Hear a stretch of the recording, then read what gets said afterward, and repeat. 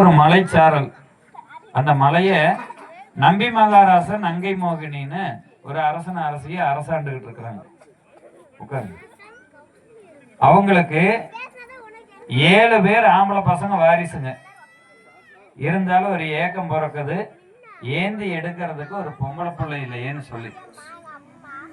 அந்த ஏக்கம் எப்படி தீருது?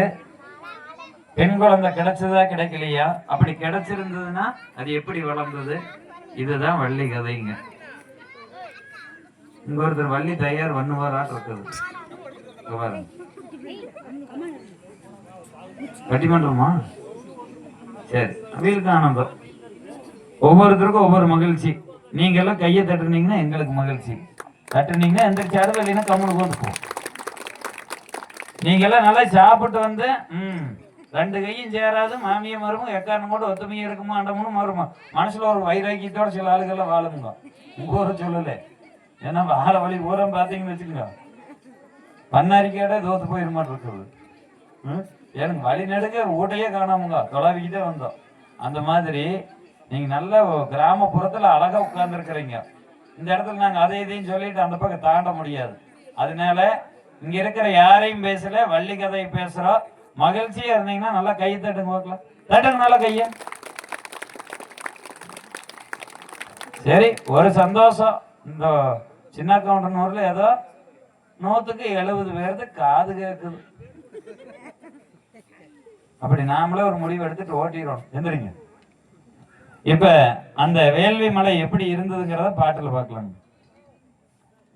செய்தார் தன்ன நன்னே நானே நன்னாதான நன்னே நானா தங்கந்தானே நானே நன்னாம் தன நன்னே நானா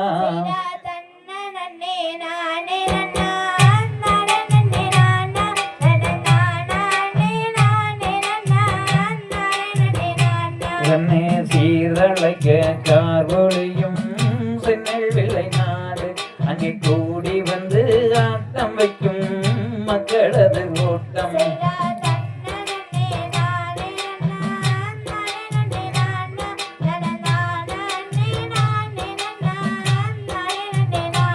அந்த வானுயர்ந்த மலைதனிலே தென்னல் விளையாடும் அந்த அழகு நிலா பால் போலே சிரித்த முகம் காட்டும்.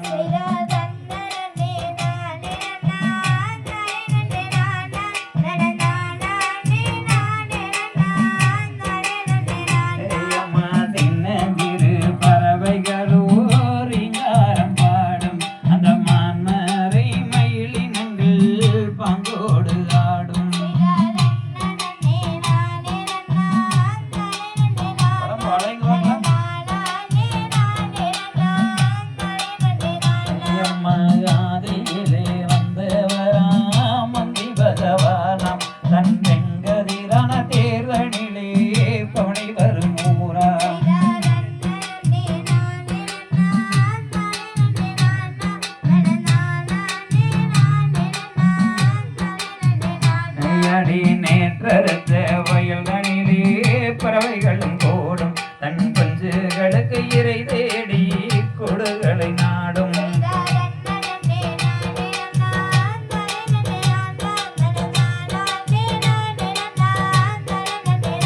அடி வேள்வி மலை சிற்றூரமாவின் நம்பிராசன் மிக பக்குவமாய் தான் அரசு பங்கோடு ஆண்டான்.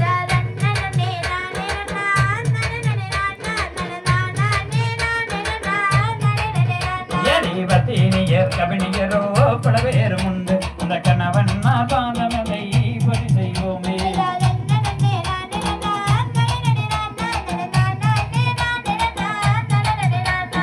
எத்தனையோ திரவியங்கள் நம்மிடையே இருக்க அடி என்ன குறை ஏது குறை என்னுடைய மாமே.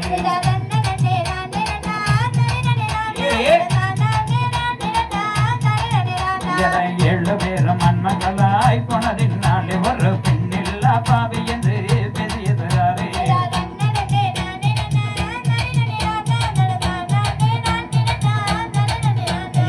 ஆதிசிவன் பொற்பாதம் பரிசு நம்மிதங்க அறிய வல்ல விரதங்களோ